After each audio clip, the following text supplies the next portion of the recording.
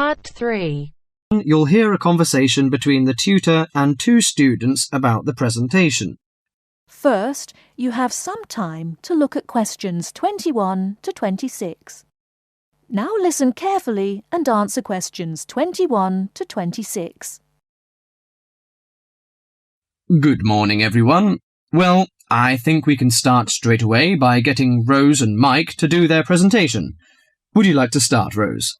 Yes, well, we've done a survey on local entertainment. Basically, we try to find out how students feel about the entertainment in the town and how much they use it. Yes, so we've called our project Out and About. Yes, that's a good title, Out and About.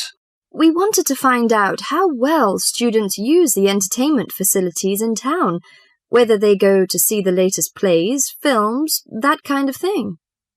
Now we have our own facilities on campus, of course. Yes, we deliberately omitted those as we really wanted to examine outside entertainment in the town.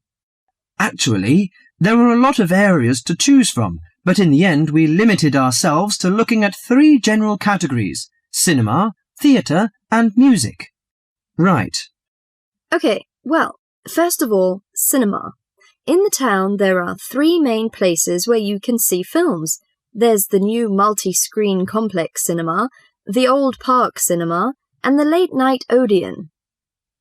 So if you look at this chart, in terms of audience size, the multi-screen complex accounts for 75% of all cinema seats.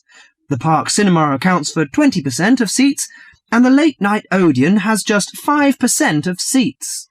As you probably know, the complex and the park show all the latest films, while the late-night Odeon cinema tends to show cult films.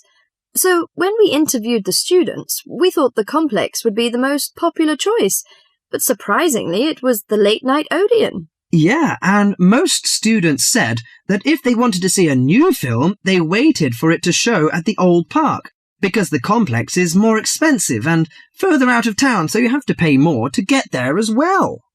Yes, and that adds to the cost, of course, and detracts the popularity, evidently. Well, next we looked at theatres. The results here were interesting because, as you know, there's a theatre on campus which is popular, but there's also the Stage Theatre in town, which is very old and architecturally beautiful, and there's the large modern theatre, the Ashtop, has recently been built. So you just looked at the 2 theatres in town? Yes. What was interesting is that there are periods during the year when students seem to go to the theatre and periods when they go to the cinema, and we really think that's to do with budget.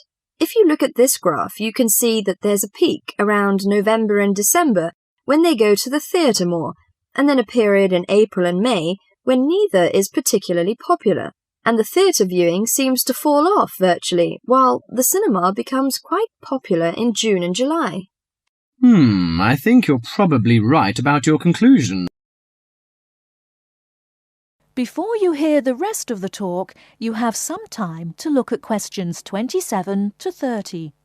Now listen and answer questions 27 to 30.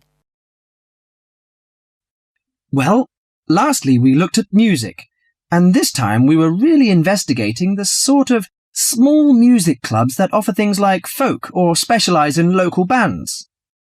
So not musicals as such. That's right. We looked at 3 small music venues and we examined the quality of the entertainment and venue and gave a ranking for these.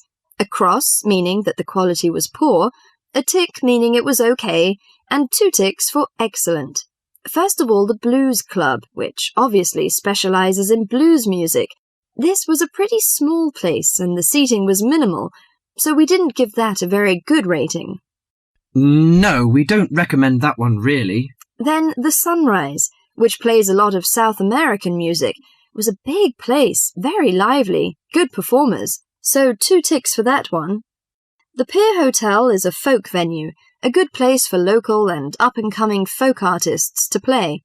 Not the best of venues, as it's in a basement and a bit dark, but the quality of the entertainment was reasonable, and the lighting was very warm, so we felt it deserved an average rating.